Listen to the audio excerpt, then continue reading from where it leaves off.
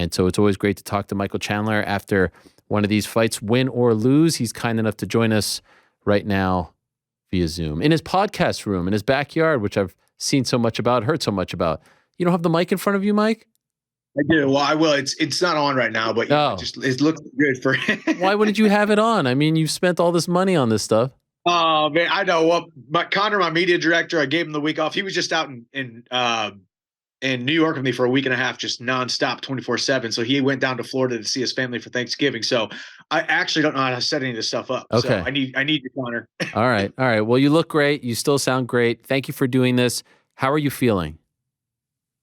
Man, I'm feeling good. I never want to downplay a loss. I do not like losing. Obviously it's easy for me I think it's part of my story to talk about how losses are a part of the process, and we are all going to suffer losses. You yourself in your career have suffered many, and then you're still here you are today, right? We become better men and women because of the losses.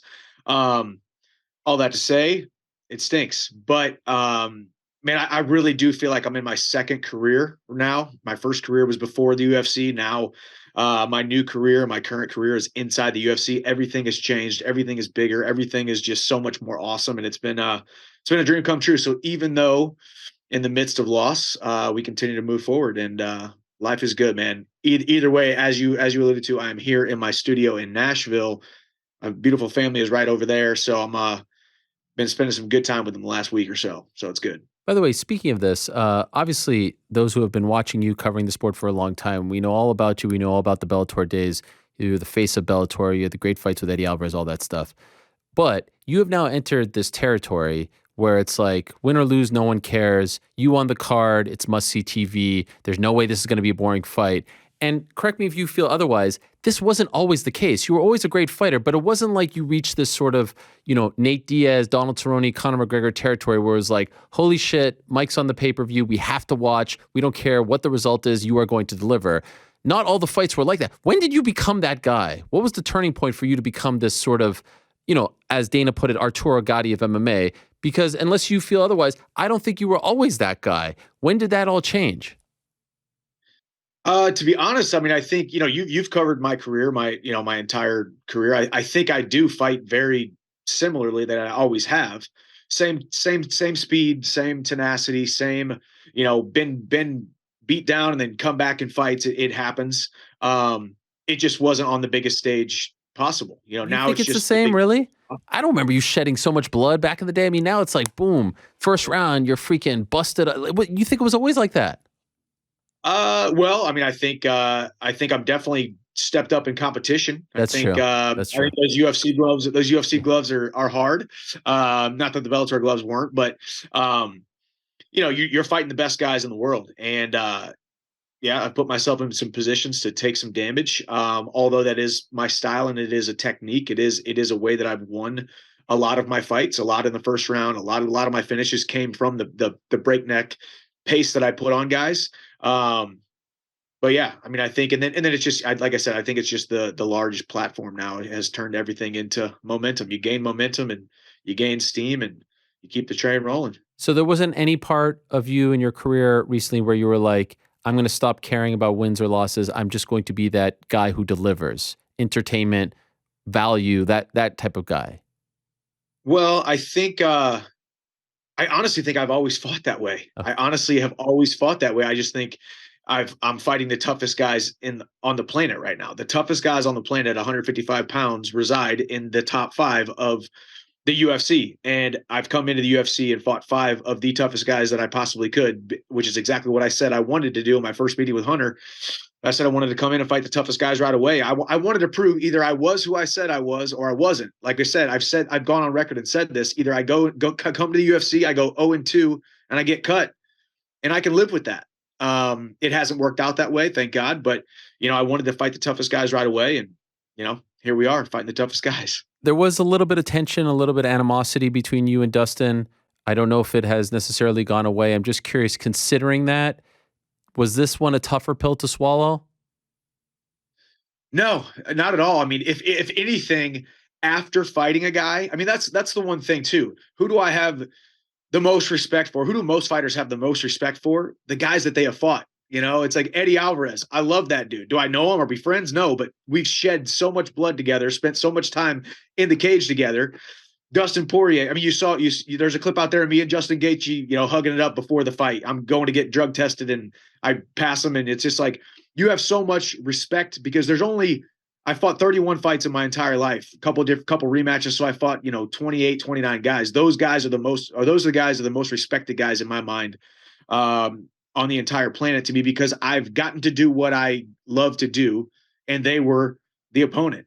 So when it comes to Dustin, I got even more respect for him now. The way he was able to navigate and negotiate that fight, through the exchanges, he bloodied me up. I hit him with some hard shots. The wrestling, me on top of him, and then him reversing. I mean, it's just the way he fought.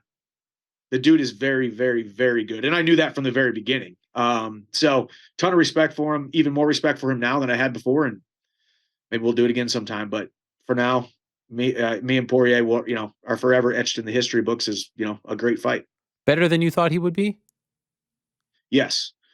Better than I thought he would be. I mean, not that you never underestimate a guy. You want to, we want to fight the toughest guy, or you want to expect to fight the toughest guy. That way it brings the most out of you in your training and in your preparation and in the fight, of course.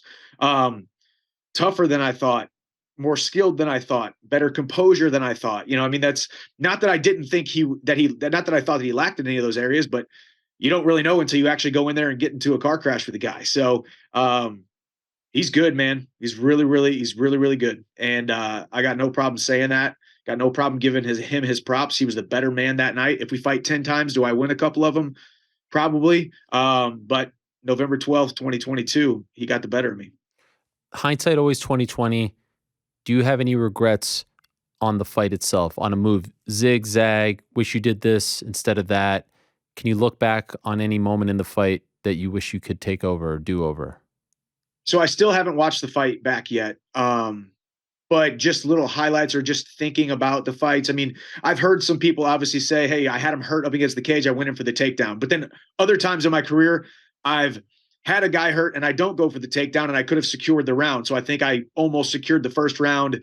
I think I lost the first round on the scorecards, after going back and seeing him. I think I saw him. I don't know if it was confirmed or not, but he stole it at the end. He hurt me, dropped me, broke my freaking nose. Blood gushed the rest of the fight, obviously. But no, it's one of those things that nobody will ever be able to really understand unless you've actually fought or been in these high stakes situations.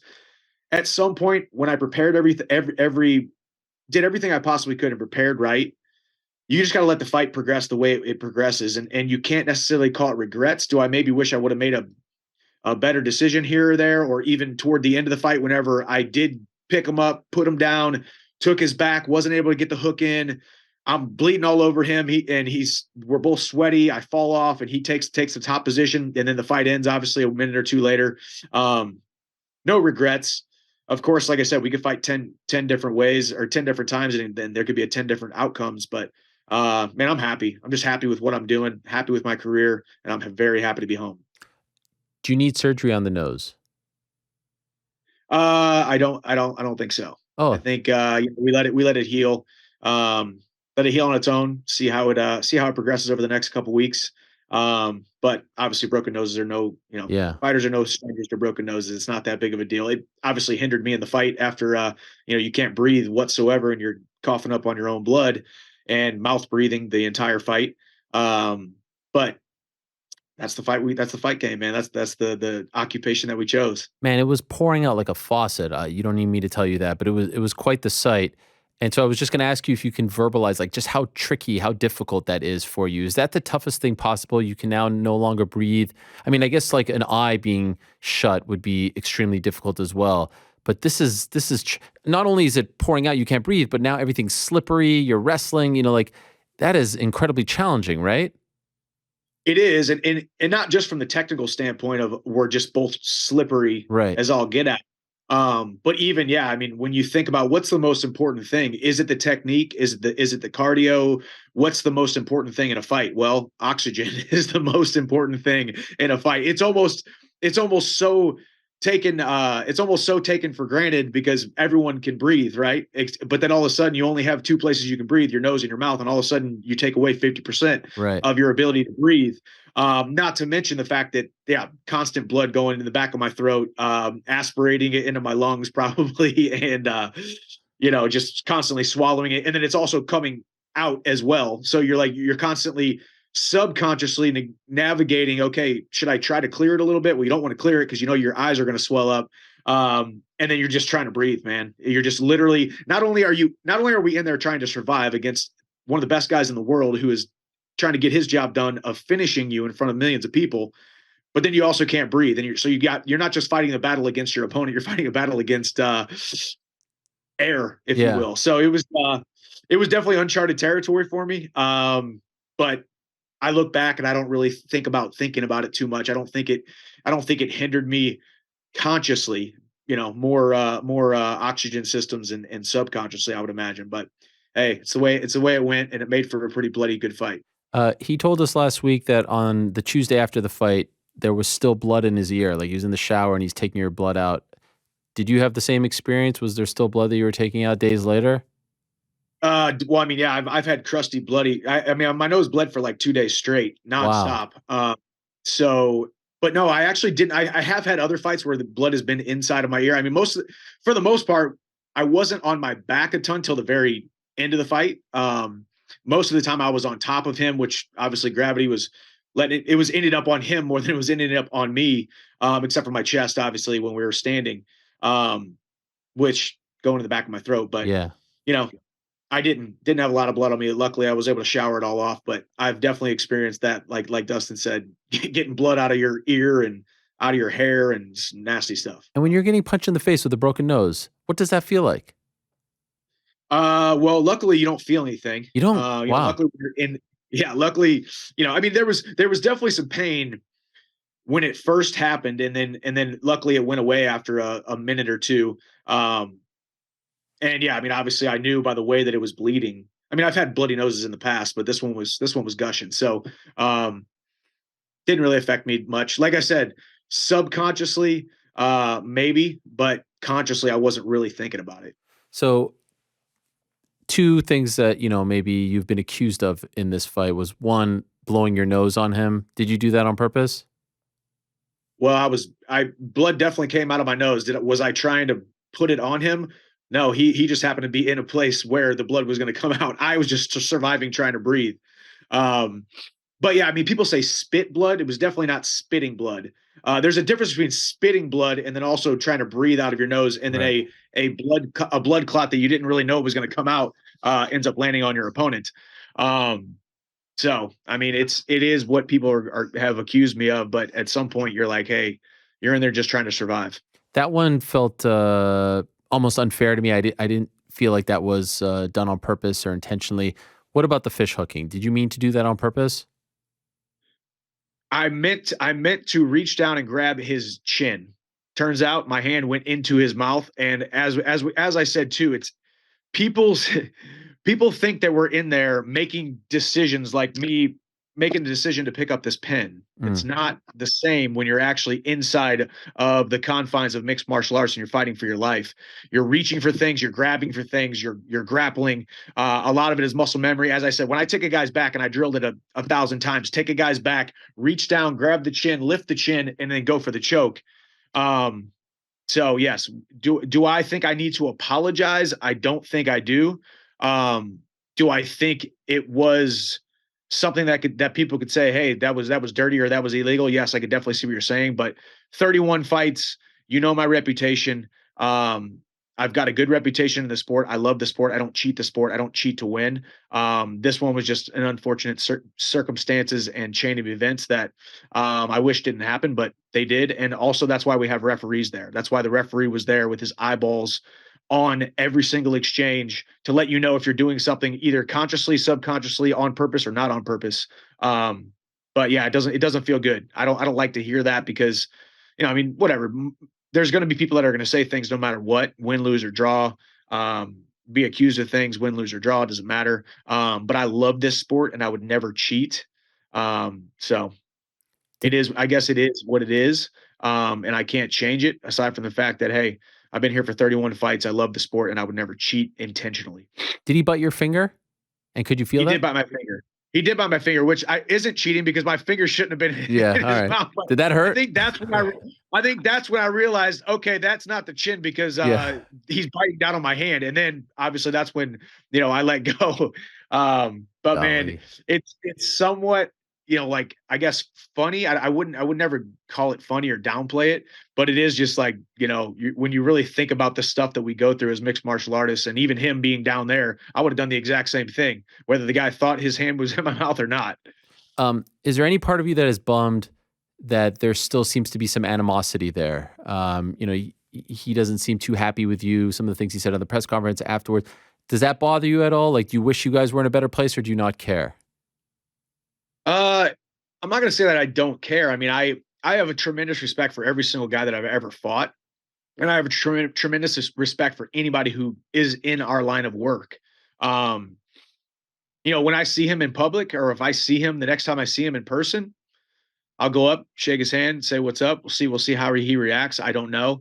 Um, my guess is I don't think he. I think we're all high strung at times. I think we all are just coming down from these victories or defeats. Um, then again, I could be wrong. We'll see. We'll see. Either way, I have no ill will towards him. I'm not going to lose any sleep over that, and he and I's, I guess, relationship, whether it's contentious or not. But yeah, it's unfortunate. I got a ton of respect for him. He beat me fair and square.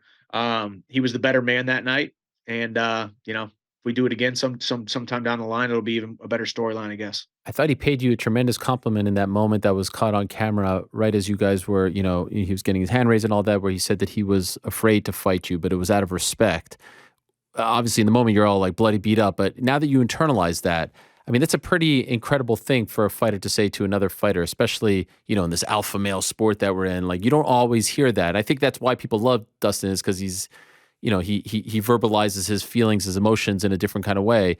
Do you share that sentiment? Did you understand where he was coming from? Yeah. Sorry, I got some glares going on here. Oh, it's all good. No, yeah. And I think it's true. That's why I think that's why we love this sport.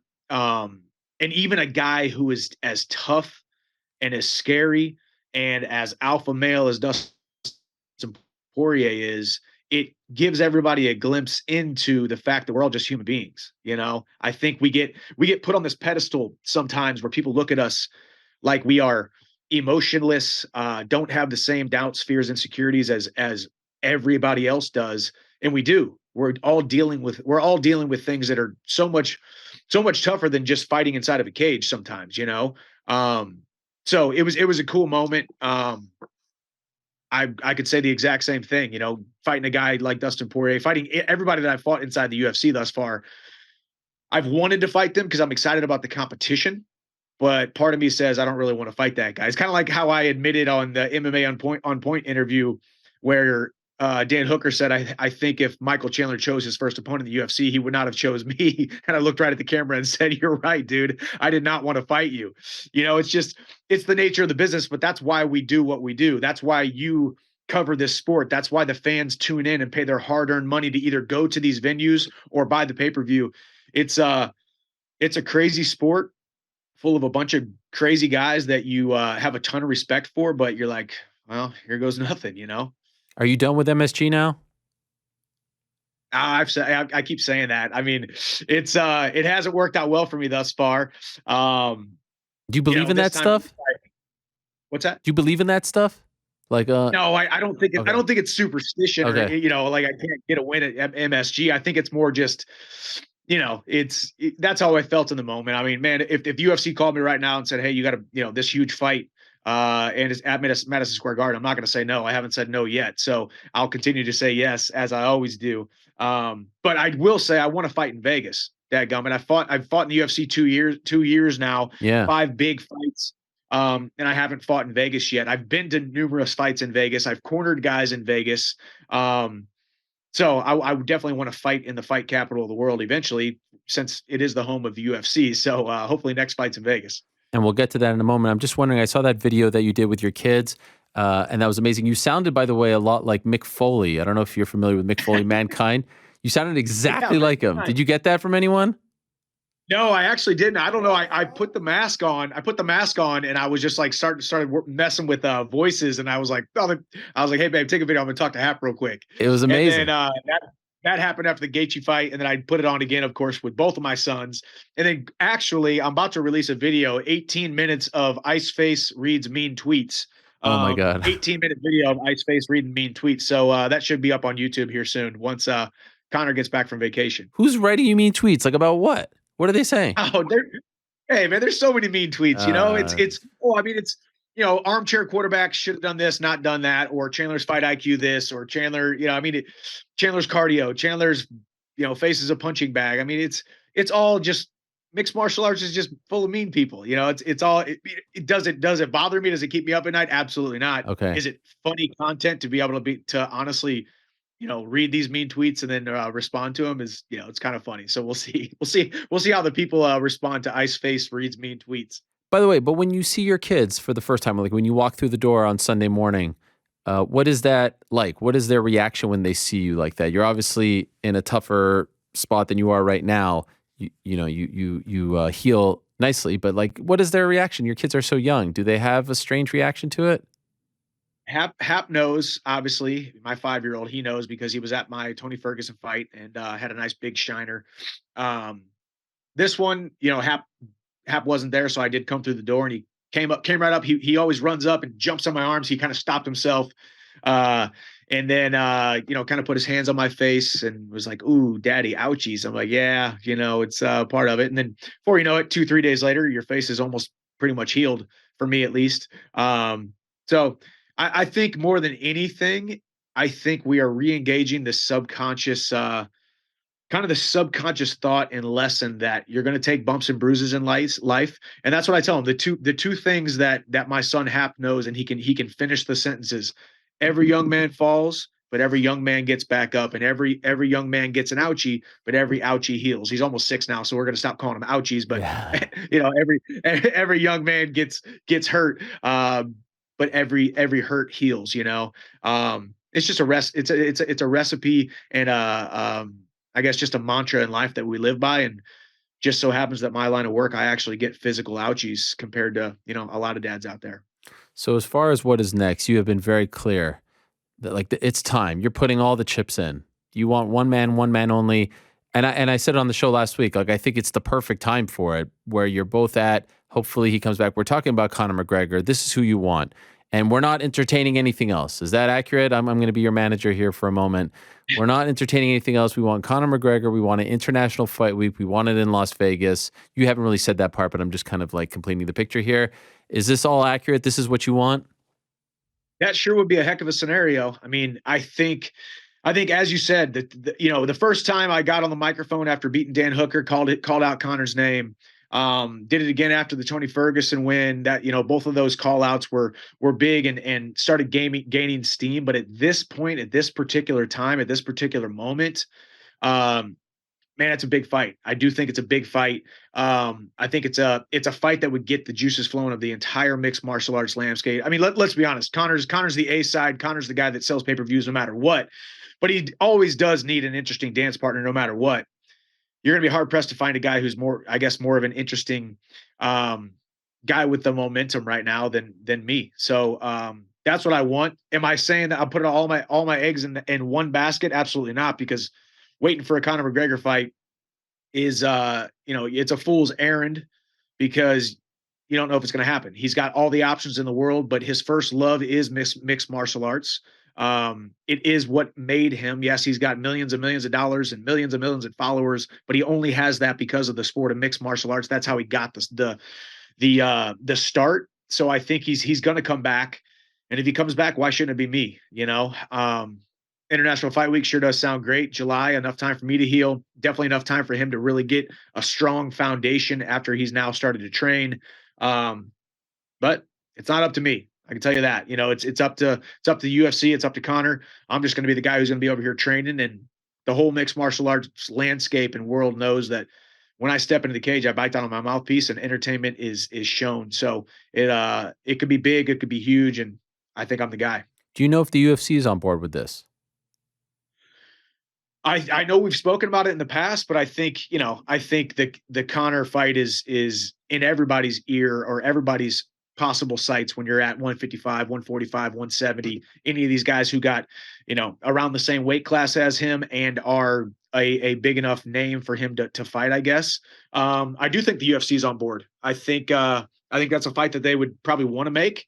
Um, do I know what conversations they're having with other guys? Obviously not. Um, but I know they've said it sure as heck will be a big fight. So we'll see. Is there a point where you won't wait anymore? Like, obviously, you need some time to heal, but are you saying, all right, if this doesn't materialize by March, April, something like that, I'm moving on? Uh, I honestly haven't really thought about it. We're still about a little over 1 week since the, Yeah. the, the last fight. But obviously that's what's in my mind right now. That's the guy I want. That's the guy that I want to fight. Um, there will be a certain period of waiting.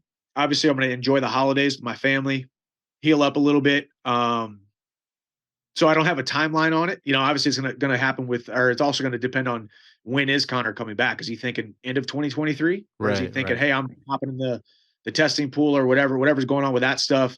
And July works, March works, April works. Who knows? All I know is I want to be active. Sounds crazy right now. Obviously, I need some time off, as I always do after these fights. But as soon as I'm ready and cleared and 100% ready to start training again, I'm ready to get after it and say yes. By the way, from afar, what do you make of how he looks these days? Looks healthy.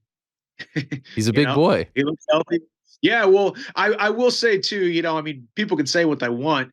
When you break your leg the way that he did, and you're still an athlete who wants to train, well, you're not going to run, you're not Right. going to bike, you're not Yeah. gonna squat, you're not going to, you're going to do a bunch of upper body. You're going to pick up some dumbbells, you're going to pick up some barbells, you're going to lay on a bench, and you're going to do a ton of reps, a ton of pull-ups. So his upper body has gotten massive, and rightfully so. Makes a lot of sense. He had a lower body injury, and not just a lower body injury. The guy didn't sprain his ankle. The guy shattered his leg Right. and had a, what do you call it, titanium, rod put in or whatnot. So lots of upper body, and punching power has probably gone up. Speed, we don't know. So we'll see after the return. Hopefully, I'm the guy stepping into the octagon with him, and it's gonna be good. Despite the loss, do you still feel like you have a new lease on life because Charles isn't the champ? You don't have a history with Islam. Even if Folk wins, things have opened up for you. Do you feel that way?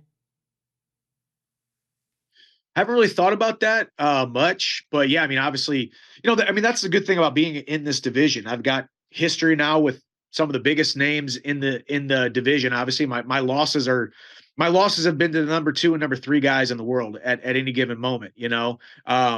I would love the rematch with Charles. Obviously, run it back with Gaethje down the line, run it back with Poirier down the line, fight one of these young, hungry guys surging in, if you will. There's a lot of options. Obviously, the Islam fight was the fight that I wanted. I wanted to be able to go out there, show my wrestling. Um, I still think I would be a problem for Islam, but we can't sit here and talk about that. Honestly, after a loss or um, after losing to Poirier, last thing I'm going to do is sit here and talk about fighting Islam. Do I want that fight? Of course, but do I need to prove that I deserve that fight? Absolutely. So I got to string together some wins. Um, Could also possibly make some pit stops off at 170 or other big fights that possibly could happen. But my sights are still set on becoming the world champion by the time I retire. So I think I'm a couple fights away from that, obviously, now. So I got some work to do. Just a couple more things and then we'll let you go. Appreciate the time as always. Eddie Alvarez has been vocal about running it back again. Dana didn't seem so interested. Are you interested in this if presented to you? I mean, that's definitely a big fight. Like I said, I've already said Eddie's name now. I mean, I got a ton of respect for him. We are 1-1. Um, those fights were years and years ago. Am I interested in it? I mean, loosely. It's not something I've thought about. If Eddie signs with the UFC, obviously it becomes a little bit more real. Um, but do I think the UFC goes out and signs Eddie just to do the Chandler Alvarez trilogy? I don't know. But like I said, a ton of respect for Eddie, and we'll see how it all unfolds here in the next couple months. If not Connor, is there a guy at the top of the list that really excites you? I did just go on record the other day and say I would love a shot at that BMF belt. I mean, when it comes to, like I said, I love the awards I've gotten thus far in the UFC, debut of the year, and then fight of the year with Gaethje. Possibly, I'll be in the running for knockout of the year with the Ferguson knockout, and then obviously the 2023 going to be up there as one of the candidates for fight of the year with Poirier. Um, but that BMF belt would look awesome. I think Masvidal is a ton of respect for him as well. Would consider him an acquaintance in the sport. Got no ill will toward him whatsoever, but I think I've positioned myself as one of the guys who is the BMF. So it's definitely a fight that interests me. There's no legs to it. There's no momentum behind it whatsoever. Actually, I know Gilbert and him. It looks like they're going to actually do what, March or something like that. Yeah. And Gilbert's my boy. I'm glad he got that fight. Glad it's finally happening. But big fights, epic battlefields make people feel something. Those are the fights I want to be involved in. Speaking of the team, I'm so sorry to hear about Anthony Rumble Johnson. I'm just wondering if there's anything that comes to mind when you think of him. And I know he was with Henry for a very long time, your longtime coach, Henry Hooft, and this happened the day after your fight. And so I just wanted to give you an opportunity if you wanted to say anything about him. And I know the team is still healing. It was really cool to see Ong Lang Sang with the picture of him at the one event. But your feelings after hearing about his shocking passing. Yeah, it was crazy because obviously Henry and I just shared. Henry and I have such a special bond. He is not just my head coach. He's a figure.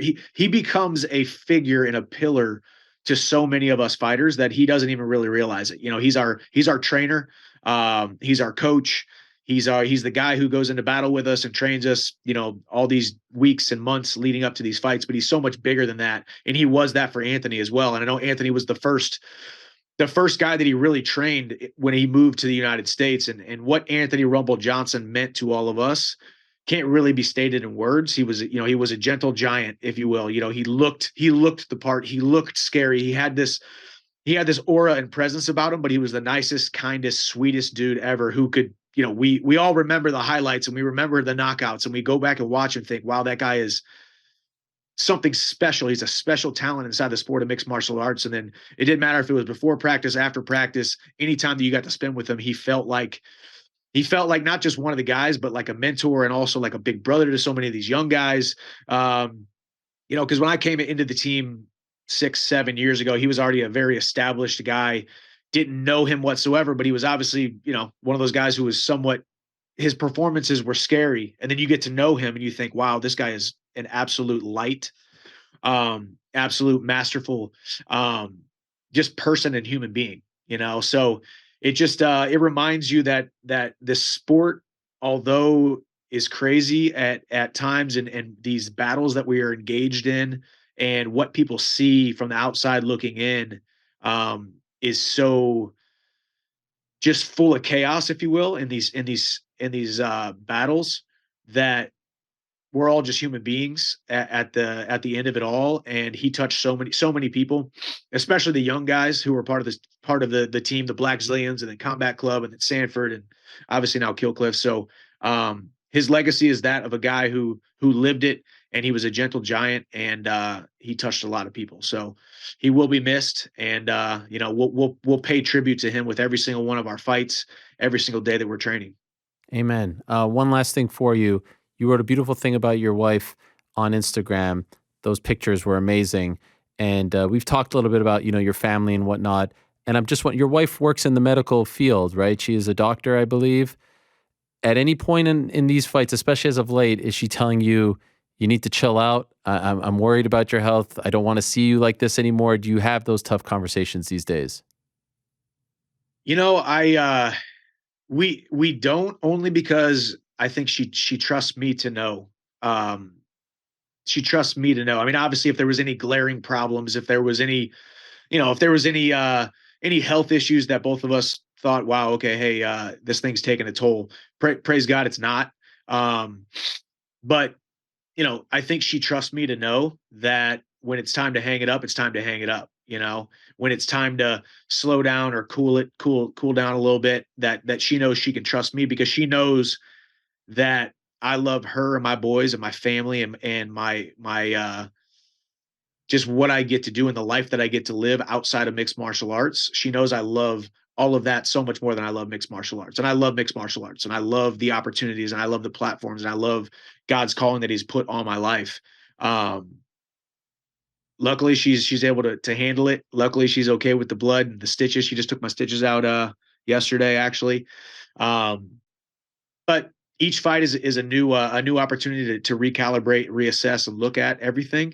And we're still moving forward. There's a lot of tread left on this tires, a lot of huge fights ahead of me. And she is the most amazing, supportive woman that I ever could have, so much better than I ever hoped and dreamed of in a helpmate, in a soulmate. So hats off to her every single time that we have to go through one of these training camps. And I'm happy to be home for the holidays. You got the Walk On fitness brand company program. Yes. You've got the peanut butter and jelly. Remind me the name. Ram. Yes, KRAM. Yeah. KRAM, which we've tried at the Helwani household and enjoy very much. You got a lot going on for you. You've got the media. You got the YouTube channel as well, which I saw you've been putting up a lot of great stuff. So keep it up, my friend. Great performance once again. Thank you for that. Thank you for that entertainment. Thank you for putting your body on the line. I hope you heal up and that we get you back in there relatively soon, not too soon. And I hope you get that Conor fight because I feel like that's the fight to make at this point for both of you. So good luck. I hope so too. It'll be big. It'll be epic. So I appreciate you, Ariel, and we'll talk soon. Yes, sir. There he is. One Michael Chandler. What a performance. What a fight.